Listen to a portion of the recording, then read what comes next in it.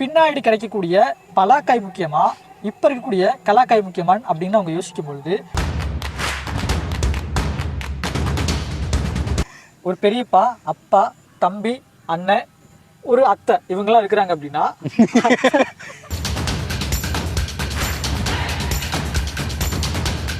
அதுக்கு ஒரு எக்ஸாம்பிள்ஸ் இருக்கு.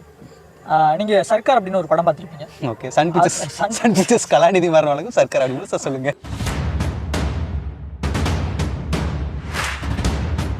சில பல முரண்பாடுகள் காரணமா ஐயா எம்ஜிஆர் வந்துட்டு தனி கட்சி ஆரம்பிச்சாங்க.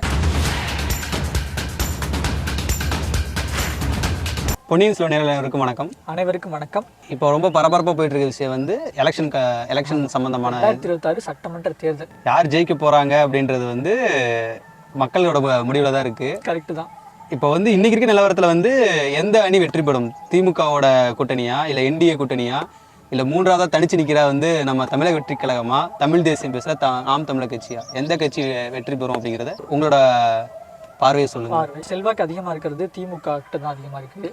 இங்கே செல்வாக்குன்னு சொல்றது வந்து பணத்தை சொல்றீங்களா? செல்வாக்கு. ஓகே. அதிமுக செல்வாக்கு அவ்வளோவா காசு தருவாங்க இந்த எலெக்ஷனுக்கு? ஆல்ரெடி கொடுத்துட்டாங்க. 3000 வாங்கியிருப்பீங்களே. 3000 சரி. எங்க அது பொங்கல் பரிசுங்க? அதுதான், அப்படிதான் சொல்லுவோம் நாங்க. ஓகே. அதுதான் எலெக்ஷன் கொடுக்க வேண்டிய நாங்க மாற்றி தர்றோம். சரி, ஓகே. மறக்காம நீங்க செய்யணும். அதை செஞ்சிருவாங்க. இந்த தடவை வந்து திராவிட மாடல் 2.0 வந்து மேற்கொண்டு போகும்னு சொல்லி நீங்க சொல்றீங்க. ஓகே. இல்லை, அவங்க ஜெயிப்பாங்கன்னு கிடையாது. அவங்க ஜெயிக்கிறதுக்கான சான்சஸ் இன்னைய தேதிக்கு ஸ்டில் நவ் பாசிபிலிட்டி இருக்கு. அதே டைம் போன மாதம் வரைக்குமே கொஞ்சம் பலவீனமான கூட்டணியாக இருந்த என்டிஏ கூட்டணி இப்போ கொஞ்சம் ஸ்ட்ராங்கான கூட்டணியாக மாறி இருக்கு அப்படின்னு கட்டமைக்கிறாங்க. அதை சொல்லுங்க முதல்ல. அவங்க வந்து நீங்க வந்து பலம் வாய்ந்த அணியா மாறிடுச்சு அப்படின்னு வந்து நீங்க சொல்லணும் அப்படிங்கிறதுக்கு தான் அவங்க பல வேலை பண்ணுவாங்க. அவங்க வந்து நேஷனல் பார்ட்டி பாஜக பத்தி உங்களுக்கு ஒரு விஷயம் சொல்லணும்னா, அவங்களுக்கு வந்து வருஷத்துல இருக்க 365 நாள்லயுமே வந்து எலெக்ஷன் மட்டும் தான் உங்க கண்ணில் இருக்கும். 5 வருஷத்துக்கு அப்புறம் வரப்போற எலெக்ஷன் கூட அவங்க வந்து வியூகம் வைப்பாங்க, என்ன பண்ணும் உங்களுக்கு தெரியும். அதை தான் அவங்க பண்ணிக்கிட்டு இருக்காங்க. உங்க ஒரு பிம்பத்தை அவங்களுக்கு கிரியேட் பண்றாங்க. ஏன்னா திமுகவோட கூட்டணி வந்து பலமா இருக்குன்னு அவங்க ஆரம்பத்துல சொல்லிட்டு இருக்காங்க. எடப்பாடி பழனிசாமி அவர்கள் வந்து ரொம்ப வீக்காக இருக்காங்க, அந்த கூட்டணி வந்து பொருந்தா கூட்டணி, அது வந்து என்றைக்குமே வெற்றி பெறாது அப்படின்னு சொல்லி இவங்க சொல்லிக்கிட்டு இருந்தாங்க. இப்போ எலெக்ஷன் நெருங்க போகிற டயத்தில் வந்து உங்களுக்கு ஒரு மாய பிம்பத்தை அப்படி கட்டமைச்சிருக்காங்க. ஓகே. அதுலேயும் குறிப்பாக வந்துட்டு ஐயா டிடி அவர்கள் வந்து சேர்ந்துருக்காங்க. அதுக்கப்புறம் வந்துட்டு சில மாதங்களுக்கு முன்பு வரைக்கும் வந்து எடப்பாடி பழனிசாமி அவர்களை வந்து துரோகினும் அவரை வந்து சிஎம் ஆக்கக்கூடாது அப்படின்னு நிறைய பேசிகிட்டு இருந்தாங்க. இன்னைக்கு வந்து அவங்க கூட்டணியிலே இருந்துட்டு இருக்காங்க. அப்படிங்கிறது வந்து திமுகவை வந்து அவங்க எவ்வளவு எதிர்க்கிறாங்க, இந்த ஆட்சியை வந்து நம்ம முடிவு கொண்டு வரணும் அப்படின்னு வந்து அமித்ஷா அவர்கள் வந்திருந்தப்ப கூட நிறைய பேசியிருந்தாங்க. அதை மனசுல கொண்டுதான் டிடி அவர்களும் வந்து இந்த கூட்டணிக்கு வந்திருக்காங்க. இப்போ ஓபிஎஸ் அவர்களோட நிலைமை என்ன? அவர் கிட்டத்தட்ட வந்துட்டு என்டிஏ கூட்டணிக்குள்ளதான் வர்றதுக்கான சான்சஸ் ரொம்ப ரொம்ப அதிகம். ஓகே. கிட்டத்தட்ட 90% மேல அவர் என்டிஏ கூட்டணிக்கு போறதுக்கான தான் வாய்ப்புகள் அதிகம். ஓகே.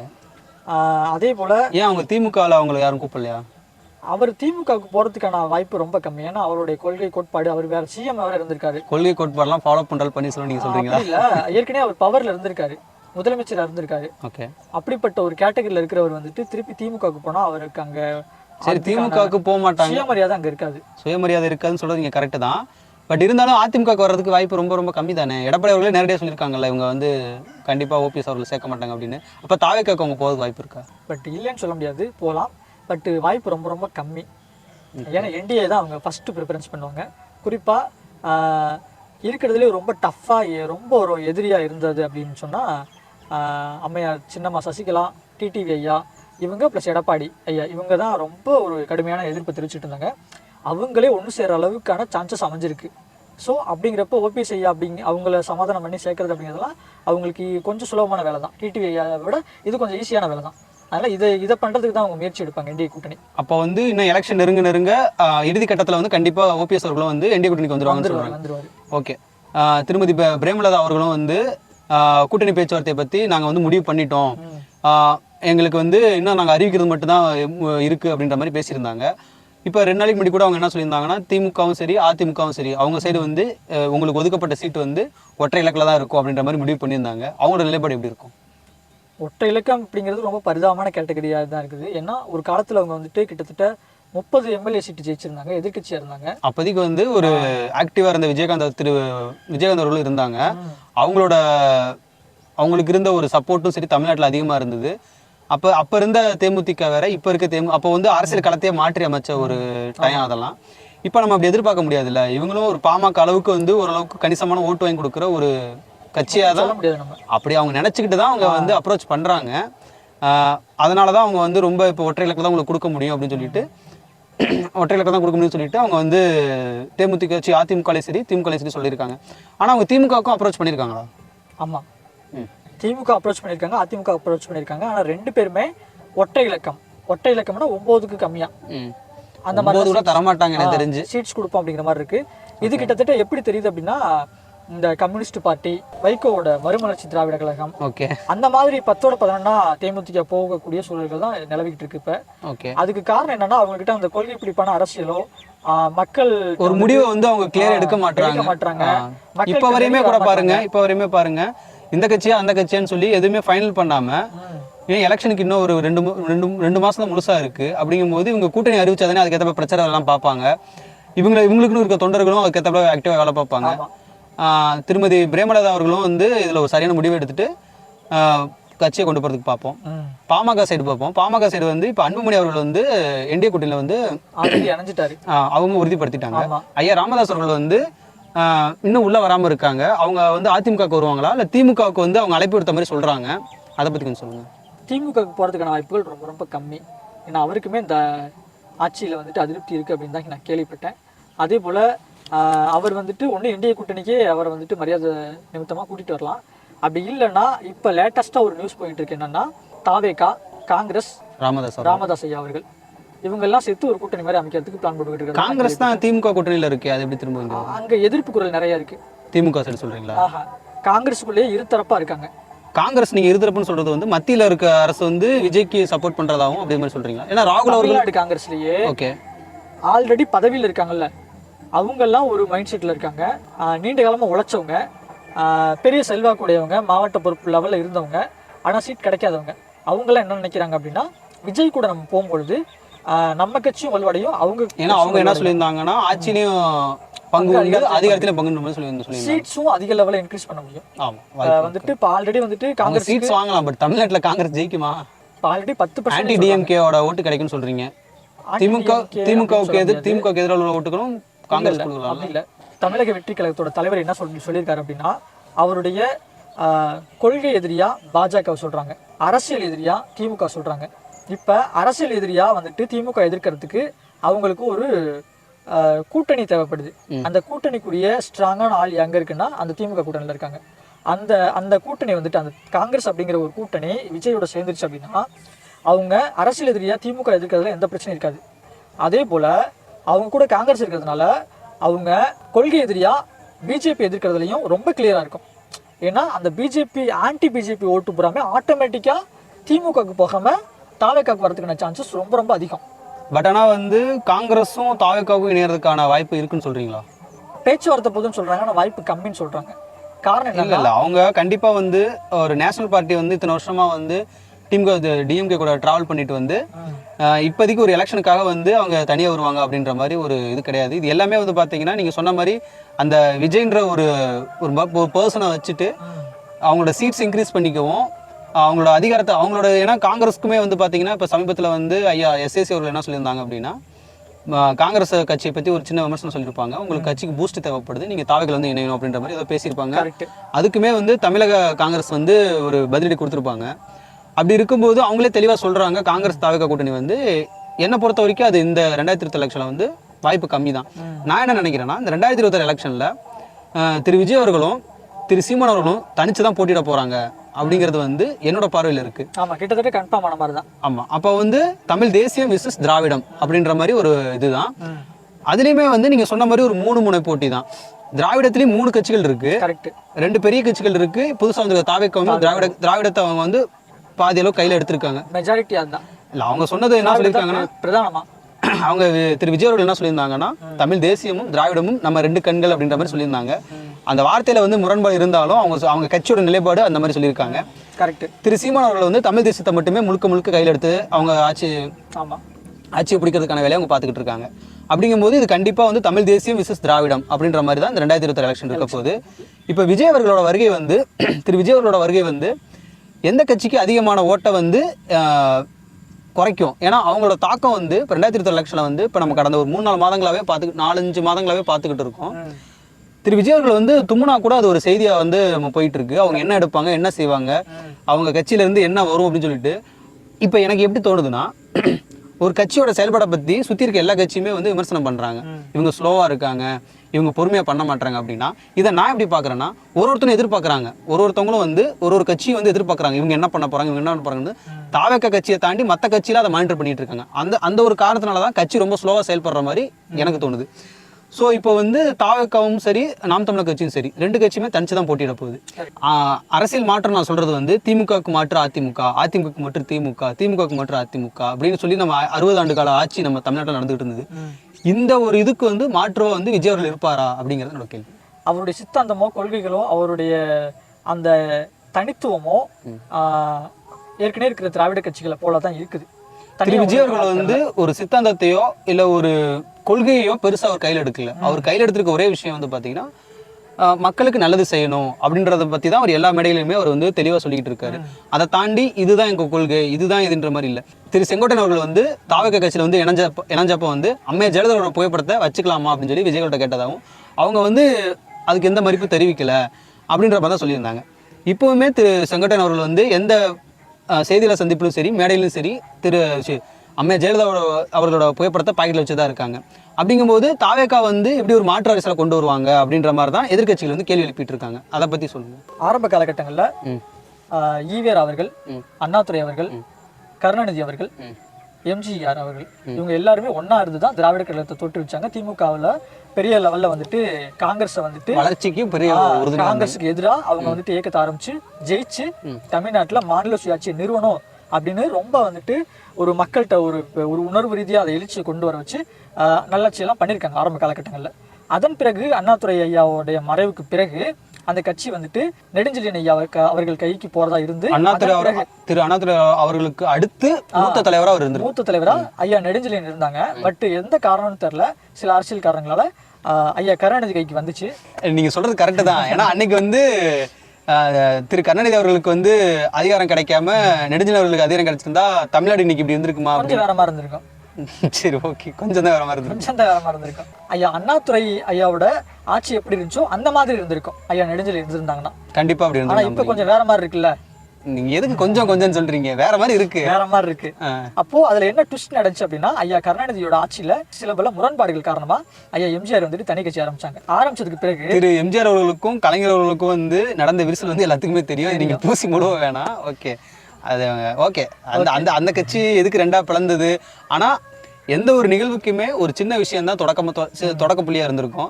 திரு எம்ஜிஆர் அவர்கள் வந்து அந்த கட்சியிலிருந்து வெளியே வந்து தன்னை வேறுபடுத்திக்கிட்டு அகில இந்திய அண்ணா திராவிட முன்னேற்ற கழகம் அப்படின்னு சொல்லி ஒரு கட்சி ஆரம்பிச்சாங்க. அதுதான் எனக்கு தெரிஞ்சு இன்னைக்கு வரைக்கும் ஒரு பேலன்ஸ்டா இருந்திருக்கதான் நான் நம்புறேன். அப்போ அந்த காலகட்டங்கள்ல ஐயா எம்ஜிஆருக்கு சேரப்பட்ட ரசிகர்கள் தான் அதிகம். அங்க இருக்கிற பழமையான ரசிகர்கள் எம்ஜிஆர் ரசிகர்கள் மட்டும்தான்.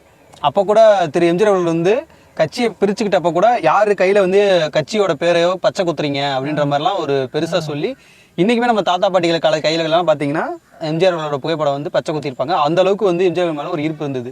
இந்த மாதிரி விஷயத்த தான் வந்து தாவேக்கா கையில எடுக்குதா? ஏன்னா திரு எம்ஜிஆர் அவர்கள் வந்து திரு அண்ணாதுரை அவர்களோட அந்த தலைமையை வந்து அவங்க வந்து அந்த திரு அண்ணா அவர்களோட அந்த ஆளுமையான சில தொண்டர்கள் இருந்திருப்பாங்க. அந்த தொண்டர்களை கவர்ற வகையா அண்ணாங்கிற பேரை வந்து அந்த கட்சிக்கு வந்து வச்சாங்க. அதே மாதிரி தான் திரு விஜய் அவர்களும் அம்மையார் ஜெயலலிதா அவர்களோட புகைப்படமா இருந்தாலும் சரி, நீங்க எடுத்துட்டு வாங்க அப்படின்ற மாதிரி சொல்லியிருப்பாங்க. ஆமா, இது வந்துட்டு ஒரு திட்டமிட்டு ட்ரிக்கி வேலை மாதிரி தான் எனக்கு தெரியுது. காரணம் என்னன்னா, அவங்க காரணம் இல்லாம இந்த மாதிரி வேலையில செய்ய மாட்டாங்க. ஏன்னா எந்த ஒரு கட்சியிலுமே அந்த சுதந்திரம் அப்படின்னு இருக்குங்கிறத தாண்டி இப்படிப்பட்ட சுதந்திரம் அப்படிலாம் எந்த கட்சியும் அலோவ் பண்ண மாட்டாங்க. அப்படிங்கிறப்ப இந்த செயல்களுக்கு பின்னாடி ஒரு சரியான காரணம் இருக்கு அப்படிங்கிறத நான் நினைக்கிறேன். குறிப்பா சொல்ல போனா, எப்படி திமுகல இருந்து அண்ணா திமுக உருவாகும் போது அண்ணாவுடைய கொடியவும் அந்த திமுகவோட உருவப்படத்தையும் அண்ணாவுடைய உருவப்படத்தையும் திமுக கட்சி கலர் இருக்கும்ல கருப்பு சிவப்பு, அதையும் அப்படியே வச்சுக்கிட்டாங்க. அப்போ இதுக்கு முன்னாடி அவங்க வந்துட்டு திராவிடன் அப்படின்னு பச்சை குத்தி இருந்தாலோ இல்ல கருப்பு சிவப்புல அவங்க பச்சை குத்தி இருந்தாலோ அது வந்துட்டு அதிமுக வரும்பொழுது அவங்களுக்கு எந்த ஒரு பிரச்சனையும் இருந்திருக்காது. ஏன்னா இது என்னன்னா, ஒரு விஷயத்த இன்னொரு விஷயமா அப்படியே கன்வெர்ட் பண்றது, அதோட நிறம் குணம் தன்மை மாறாம அப்படியே கன்வெர்ட் பண்றது தான் இதோட அர்த்தம். அப்படிங்கிறப்ப அந்த போட்டோ வைக்கும் பொழுது அம்மா மேல பட்டுதல் இருக்கக்கூடியவங்களுமே எம்ஜிஆர் ஐயா மேல பட்டுதல் இருக்கக்கூடியவங்களுமே எல்லா பேருமே ஆட்டோமேட்டிக்கா தாவேக்காவுக்கு வந்துருவாங்க அப்படின்னு எதிர்பார்த்தாங்க. வருவாங்க, ஃபியூச்சர்ல வருவாங்க. இப்போ ஆனால் 2026 வந்து திரு செங்கோட்டையன் அவர்கள் வருகைக்கு அப்புறம் நிறைய அரசியல் மாற்றம் நடக்க போகுது அப்படின்னு சொல்லி ரொம்ப ஆர்வமாக இருந்தாங்க. தாவேக்கா தொண்டர்களும் சரி, மற்ற எல்லா பக்கம் மற்ற தமிழக மக்களும் சரி, தாவேக்கா வந்து ஒரு பெரிய தாக்கத்தை உருவாக்க போகுது, அந்த கட்சியோட நிலைப்பாடு வந்து வேற மாதிரி இருக்க இருந்தாங்க. பட் ஆனால் வந்து இப்போ வரைக்குமே வந்து எந்த ஒரு பெரிய ஒரு மாற்றம் நிகழ்ந்த மாதிரி தெரியல. இந்த எலெக்ஷன் வந்து திரு விஜய் அவர்களுக்கு வந்து அவங்க ஓகே என்டிடிவின்னு சொல்லிட்டு ஒரு இங்கிலீஷ் சேனலுக்கு வந்து திரு விஜய் அவர்கள் வந்து பேட்டி கொடுத்ததா சொல்றாங்க. அதில் ஒரு வார்த்தை சொல்லியிருக்காரு. என்ன சொல்லியிருக்காருன்னா, I am not a king maker, I am a king அப்படின்ற மாதிரி சொல்லியிருக்காரு. அப்படின்னா நான் வந்து தலைவர்களை வந்து முடிவு பண்ணுற இடத்துல இல்லை, நான் தான் தலைவராக போறேன் அப்படின்ற மாதிரி தான் சொல்லியிருக்காரு. இந்த வார்த்தை வந்து அவர் தனிச்சு நின்று தான் வந்து வெற்றி பெறுவேன் அப்படின்ற மாதிரி தான் அவரோட நிலைப்பாடை வந்து நமக்கு சொல்லுது. அது எந்த அளவுக்கு சாத்தியம்? தாவேக்கா தலைவர் அவர்கள் வந்துட்டு கிங் மேக்கரா இருக்கிற அளவுக்கு ஐயா காமராஜர் அளவுக்கு ஒரு பெரிய லீடரா வரணும் அப்படின்னு நான் எதிர்பார்த்தேன். அவர் வந்து மத்தியில இருந்த ஒரு பிரைம் மினிஸ்டரான போஸ்டிங்க்கு வந்து அவர் வந்து நிறைய தலைவர்களை உருவாக்கி விட்டாரு அப்படின்றதுனால அவர் கிங் மேக்கர்னு சொல்லுவாங்க. திரு விஜய் அவர்கள் வந்து மாநில அளவில் வந்து அப்படி இருப்பாங்க அப்படின்ற மாதிரி நீங்க நினைச்சிட்டீங்க? அப்படின்ட்டு இல்லை, மாநில அளவுலன்ட்டு இல்லை. அதுக்கு ஒரு எக்ஸாம்பிள்ஸ் இருக்கு. நீங்க சர்க்கார் அப்படின்னு ஒரு படம் பார்த்துருப்பீங்க. ஓகே, சன் பிக்சர்ஸ் கலாநிதி மாறவங்களுக்கும் சர்க்கார் அப்படின்னு சொல்லுங்க. அந்த படத்துல வந்துட்டு என்ன நடக்கும்னா, ஆட்சிக்கு எதிராக வந்துட்டு இவங்களுக்கு அப்போதைக்கு தலைவரோடைய ஓட்டை வந்து திருடிருப்பாங்க, விஜய் அவர்கள் ஓட்டை திருடிருப்பாங்க. அவர் கோர்ட்டுக்கு போய் நீதி வாங்கி அந்த ஓட்டை போட்டுருவாரு. அதுக்கப்புறம் அந்த பார்ட்டிக்காரங்க என்ன பண்ணுவாங்கன்னா, ஒரு ஓட்டை நான் இல்லாம பண்ணட்டா அப்படின்னு சொல்லிட்டு சண்டை பண்ணுவாங்க. சண்டை பண்ணும்போது அப்போ நீ வந்துட்டு அரசியல் இருக்கிறதுனால என்னை வந்துட்டு எவ்வளோ பெரிய பிஸ்னஸ் பண்ணானு என்னையவே நீ வந்துட்டு எதிர்த்து நிற்கிற. அப்போ சாதாரண மக்களை நீ எவ்வளோ தொல்லை பண்ணுவேன், எவ்வளோ துன்பம் கொடுப்பா உங்களுக்கு, அப்போ நான் உன் இடத்துக்கு வரேன், அப்போ உன் நிலைமை என்ன ஆகுதுன்னு பாரு அப்படின்ட்டு இவர் ஒரு பொலிட்டிக்கல் கட்சி ஆரம்பிச்சு எனக்கு தாவேக்கோட மத்தியிலே கதையாக சொல்லிட்டு இருக்கீங்க. ஒரு விரல் புரட்சி அப்படிங்கிற மாதிரிலாம் பாட்டு வரும், பாட்டு போட்டு எலெக்ஷன்லாம் நடக்கும். அதன் பிறகு எல்லா பேருமே மெஜாரிட்டி ஜெயிச்சு ஆட்சியை பிடிக்கிற அளவுக்கு வந்துடும். அதுக்கப்புறம் அந்த ஹார்பர் மாதிரி ஒரு இடம், ஜேசிபிலாம் நிறைய நிற்கும். அந்த இடத்துக்கு சண்டை போடுற மூடில் இல்லடா சண்டை போடுவாரு. ஆமா, இப்ப என்னங்க சொல்லுவீங்க? சொல்லுங்க. நான் சண்டை போடுற மூட்ல இல்ல, நான் மக்களுக்கு நல்லது செய்ய வந்திருக்கிறேன் அப்படின்னு சொன்னாலும் கேட்காம சென்ட்ரல் கவர்மெண்ட்ல இருந்து சிபிஐ ரைடு அந்த ரைடு இந்த ரைடுன்னு விட்டுக்கிட்டு இருக்காங்க. அப்போ எல்லா பேரும் நிப்பாங்க எம்எல்ஏ கேண்டிடேட்டா. அப்போ சிஎம் அவர்களா ஐயா சகாயம் அவர்கள் இருப்பாங்க அப்படின்னு சொல்லிட்டு ஒருத்தர் கூப்பிட்டு வந்து நிப்பாட்டுவாங்க. அவர் தானே அப்படின்னு அதுல ஒரு கேரக்டர் மாதிரி வச்சு ரோல் பண்ணுவாங்க. ஆக்சுவலா அவங்க என்ன சொல்றாங்கன்னா, இவர் இருப்பாரு, நான் இருக்க மாட்டேன் அப்படின்னு சொல்லி சொல்லுவாரு. அப்பவே நான் என்ன நினைச்சேன்னா, ஒருவேளை தளபதி அவர்கள் அரசியலுக்கு வந்தாங்கன்னா இவங்க ஒரு மிகப்பெரிய கிங் மேக்கரா இருப்பாங்க அப்படின்னு நான் நினைச்சேன், நான் நம்பினேன். பட் அப்படி இல்லை அப்படின்னு அவரே டிக்ளேர் பண்ணியிருக்காரு. இது ஒரு ட்விஸ்ட். பட் 2026 வந்து திரு எடப்பாடி அவர்களா திரு ஸ்டாலின் அவர்களா அப்படிங்கிறது தான் வந்து உண்மையிலே போட்டியா இருக்கு. ஆனா திரு விஜய் அவர்கள் வந்து ஒரு மேடையிலுமே அவங்க என்ன சொல்றாங்கன்னா, திமுகவுக்கும் தாவேக்கும் தான் போட்டி அப்படின்ற மாதிரி சொல்றாங்க. அது உண்மையிலே வந்து திமுக தாவேக்கு போட்டியா? இல்ல, அப்படி கட்டமைக்கப்படலாம் அப்படின்னு பிளான் பண்ணாங்க. பட் அந்த பிளானு எதிர்பார்த்ததும் ஃபெயிலா போச்சு. இப்போதைக்கு இன்னைக்கு கலந்து அப்போ அவங்க வந்து கூட்டணியில மனசுல வச்சுட்டு தான் அவங்க அப்படி சொல்லிருக்காங்க. கூட்டணி வரும், காங்கிரஸ் வரும், அதே போல பாமக வரும், இல்ல மற்ற கட்சிகள்லாம் வரும். அப்ப நம்ம வலுவான கூட்டணி ஆனதுக்கு பிறகு அப்போ உண்மையிலே அது ஈக்குவலான போட்டியா இருக்கும் அப்படின்னு நினைச்சாங்க.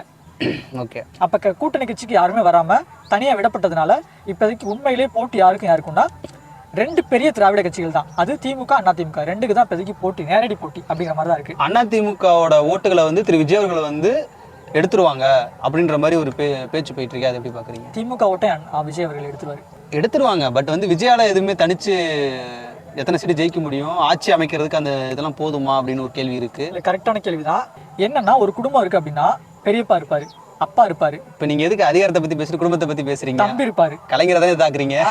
அங்க வரல, நான் அவரை திட்டல. நானு ஒரு பெரியப்பா, அப்பா, தம்பி, அண்ணன், ஒரு அத்தை, இவங்கெல்லாம் இருக்கிறாங்க அப்படின்னா நீங்க அதான் சொல்ல வர்றீங்க. நல்லா தெரிஞ்சு போச்சு. இல்ல இவ்வளவு நேரம் நம்பிக்கை எல்லாம் கடைசியில அத்தை நீங்க இக்க வச்சீங்கல்ல, அத்தை ஆட வேண்டிய கட்சியை வந்து ஐயா ஆண்டுகிட்டு இருக்காரு தானே சொல்ல வர்றீங்க?